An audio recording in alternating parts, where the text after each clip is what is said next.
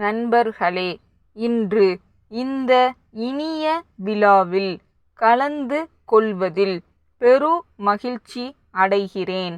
உங்கள் அனைவருக்கும் என் நல்வாழ்த்துக்களை தெரிவித்துக் கொள்ளுகிறேன். நாம் ஜனநாயக நாட்டில் வாழ்கிறோம்.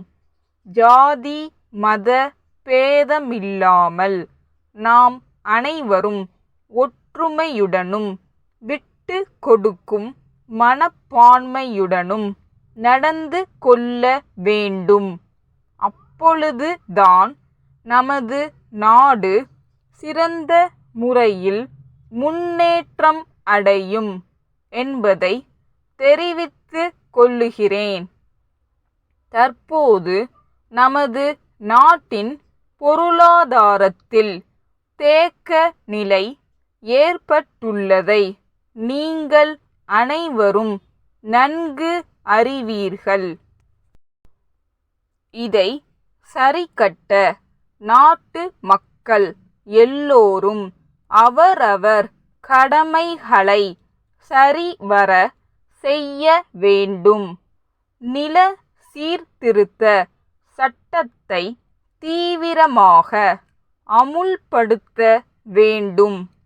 அதன் மூலம் தரிசு நிலங்களை விளைச்சல் நிலங்களாக மாற்றுவதுடன் நிலமற்றவர்களுக்கு நிலங்களை அளிக்க முடியும். இதன் மூலம் நாட்டின் உணவு உற்பத்தி கணிசமாக உயர்ந்து நாட்டு மக்களின் வாழ்க்கை தரம் உயர்வதற்கும் வழி ஏற்படும்.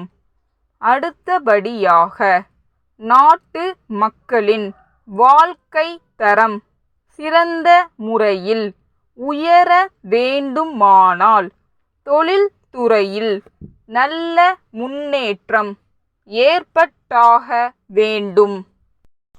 புதிய புதிய தொழில்களை துவக்க எல்லா முயற்சிகளும் எடுக்கப்பட வேண்டும்.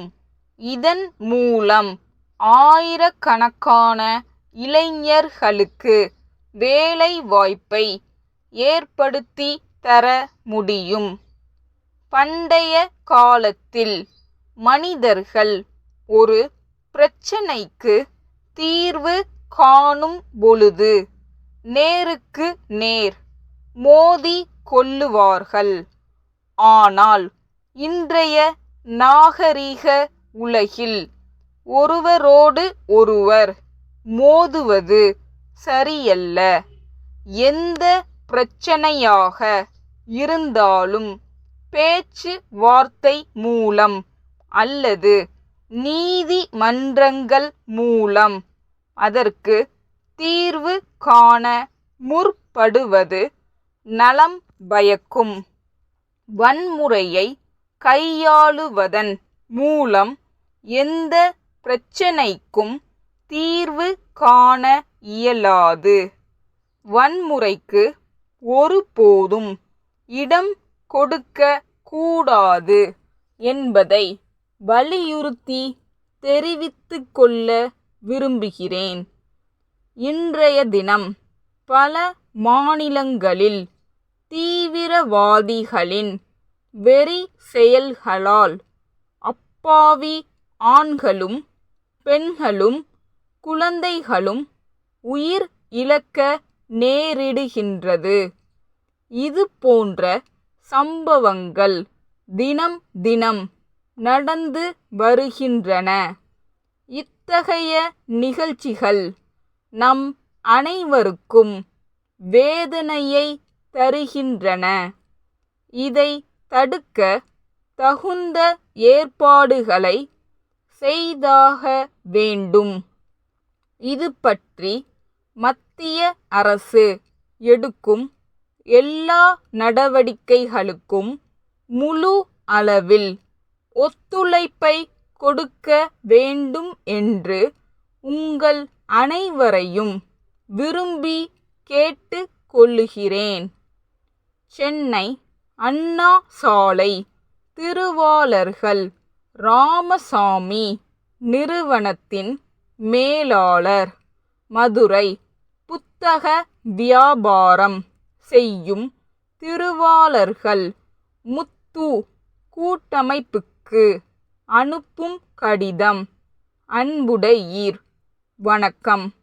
கடந்த மாதம் தாங்கள் ரயில் மூலம் எங்களுக்கு அனுப்பிய புத்தக கட்டுகளை பிரித்து பார்த்ததில் பல புத்தகங்கள் நசுங்கியும் அட்டைகள் கிழிந்தும் இருந்ததை மிகவும் வருத்தத்துடன் தெரிவித்துக் கொள்ளுகிறோம். மேலும் ஏற்கனவே ஒப்புக்கொண்ட விலையை 20% அதிகரித்து தெரிவித்துள்ளீர்கள். இதனை எங்களால் ஏற்க இயலாது.